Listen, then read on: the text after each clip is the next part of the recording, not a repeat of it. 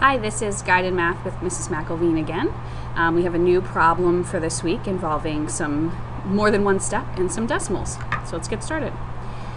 Ms. Holmes bought three dolls for $19.55 each and two kites for $8.43 each. These prices include tax. She gave the cashier $100. How much change should Ms. Holmes receive? I'm going to read that again, especially since I made mistakes while I was reading. Ms. Holmes bought three dolls for $19.55 each and two kites for $8.43 each. These prices include tax, so I don't need to worry about anything extra. She gave the cashier $100. How much change should she receive?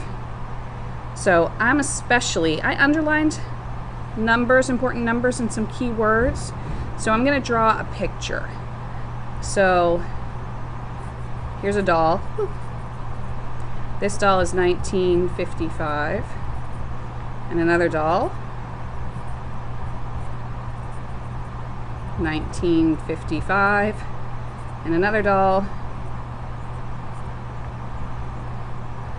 $19.55, and then two kites. A kite is $8.43, and the other kite is also $8.43. So I know if she's at the store and she's buying all of these things, all of this is going to go together, which usually means I add. That could be one strategy. I notice that I have some repeating numbers. Multiplication is repeating addition, so I also could multiply. First, I'm going to estimate, so I know what to do with my decimal, and so I have an idea of what a reasonable answer could be. $19.55 is really close to $20, so I'm going to call that $20, and she's buying three dolls, so 20 times 3. $8.43. I could say that's $8. I could call that 8, and she's buying two kites, so I have 8 times 2. 2 times 3 is 6, with a 0 is $60, about $60 for the dolls. 8 times 2 is 16, about $16 for the kites. Now I still need to put these numbers together. 60 plus 16 is about $76. And I rounded up here and I rounded down here, so it's not going to be exact. Now she paid with $100. If I need to figure out change, I need to subtract, because we're taking this amount out of $100. Since 100 is a nice friendly number, that's what I'm going to use. I do need to regroup. That would be 10, and then 9, and there's 10. 10 minus 6 is 4. 9 minus 7 is 24. So my final answer after all of these steps should be that Miss Holmes should get about $24 in change. So now let's solve this with the exact numbers. I could always add these. I can add $19.55 plus $19.55 plus $19.55 3 times, and I could add $8.43 and $8.43 2 times, and then I would add those two answers and subtract from 100 to get my final answer. I'm going to use multiplication because it's a little bit faster.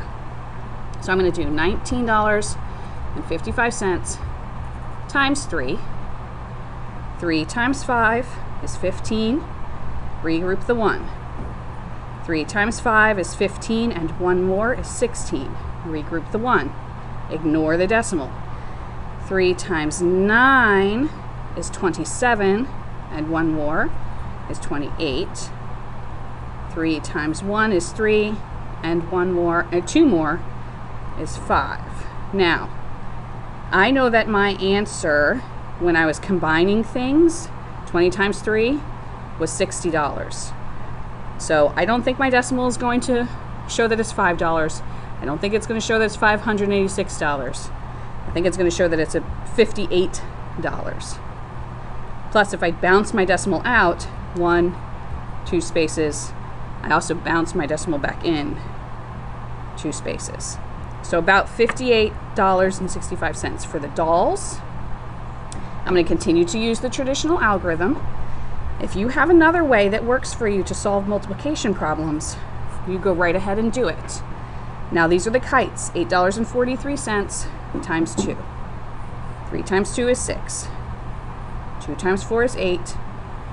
2 times 8 is 16. Bounce out my decimal. Bounce my decimal back in. 2 bounces, 2 bounces. That's pretty close to my estimate as well, so I can feel pretty good about these numbers so far. My next step is to find out how much the kites and the dolls cost all together. $58.65 plus $16.86. I can't multiply, these are two different numbers. They mean two different things. 5 plus 6 is 11. 1 and 6 is 7. And 8 is 15. I'm adding, so my decimal comes straight down. Oh, same thing. 1 and 8 now is 9, and 6 is 15. Just another way to make 15. 1 and 1 is 2, and 5 is 7. $75.51, very close to $76. Last step, let's find the change. She gave the cashier $100. I subtract to find change. A lot of people get a little bit nervous about zeros. A mistake that would be made is that someone might go like this. That's absolutely not right. So I'm going to erase it. I can't take 1 out of nothing. I need to do a lot of regrouping. I have to go all the way over to where I can first borrow. I take away this 100, I give it to the tens, I get 10. Now I can borrow from the 10. I get another 10. Now I can borrow from this 10. I get another 10. Finally I can borrow, and I'm all set.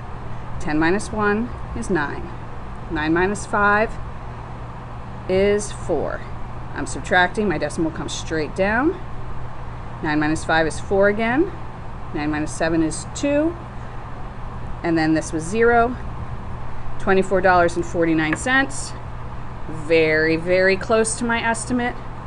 I feel quite confident in this answer.